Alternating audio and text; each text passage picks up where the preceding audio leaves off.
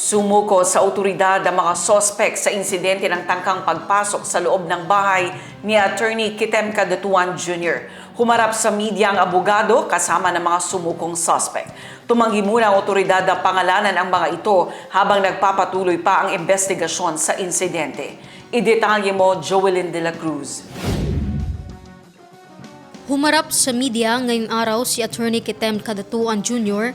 kasama ang abogado at si Barangay Kagawad Fahad Ampatuan ng Rosar Heights 6. Iniharap sa media ang isa sa tatlong sospek na umano'y nagtangkang pasukin ang bahay ni Attorney Cadatuan. So, upon backtracking, medyo napalayo rin tayo ng konti. Nakita nga natin yung mga nadaanan nila. So, nag-coordinate din ako. Nag-coordinate ako nung pinpoint natin yung location ng pagtatanong-tanong sa mga sources natin. Nag-coordinate ako. In fairness, gusto rin natin pasalamatan si Mayor Bruce Matabalo kasi nung sinabi ko sa kanya na meron na tayong POI, nagbigay siya sa akin ng resource person na pwedeng makatulong sa akin. And yun, sinuwerte naman tayo dahil malaki rin ang scope ng tao na yun na paano natin sila mahanap, magkaroon ng identity. Upon second day ng backtracking natin second day ng backtracking kasi talaga natin, nanigurado tayo kasi para wala tayong ma-miss kasi tatlo yun attorney, tatlong tao yung hinahanap natin. So, nanigurado talaga tayo, nagtanong-tanong, nanghanap tayo ng pwedeng maging lead natin. So, humantong tayo sa pinagkukutaan nito na lugar na saan sila nakatira. So, luckily, siguro sa pressure sa kanila, then Saturday, nung tumawag sila, then kinlear ko muna kasi malay ba natin kung gaano ka legit yung mga personality na gustong surrender daw. Then pina-check natin. Yun, nagkita kami mga tanghali. Yun, nung Sunday, kinausap ko na si attorney, then binanggit ko sa kanya na yung bali turn over ko na sa kanya. Actually, kung ako ang tanungin sir, parang gusto ko maniwala na pagnanakaw lang eh.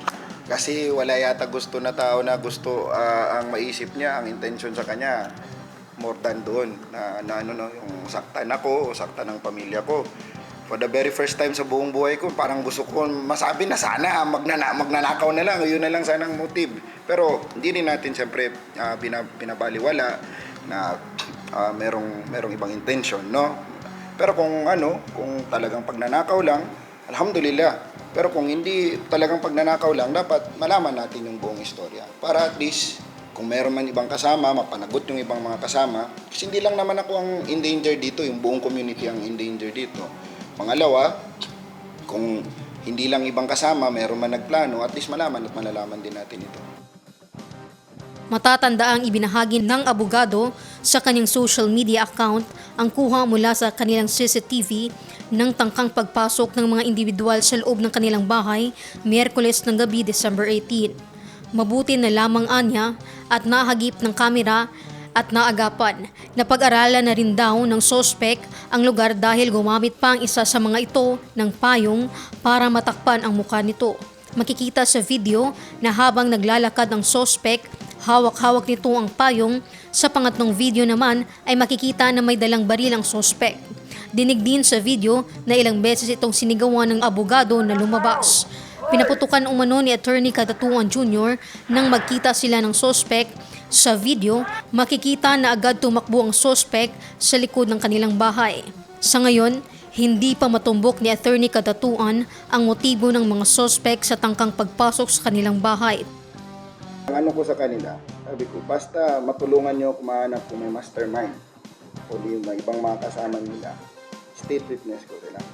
Sama ko sila para sila mag-witness against doon sa Kasi kung dito pa lang tayo mag-end sa baba, yan na yung sinasabi lagi ng mga kababayan natin na bakit mga maliit lang na tao ang mahuli nyo.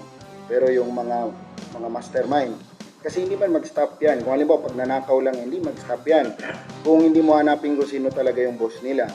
O at well, kung halimbawa meron man ibang intent, let's say merong intent sa buhay ko na mag-hire lang sila ng iba kung itong sa baba lang ang anuhin ko.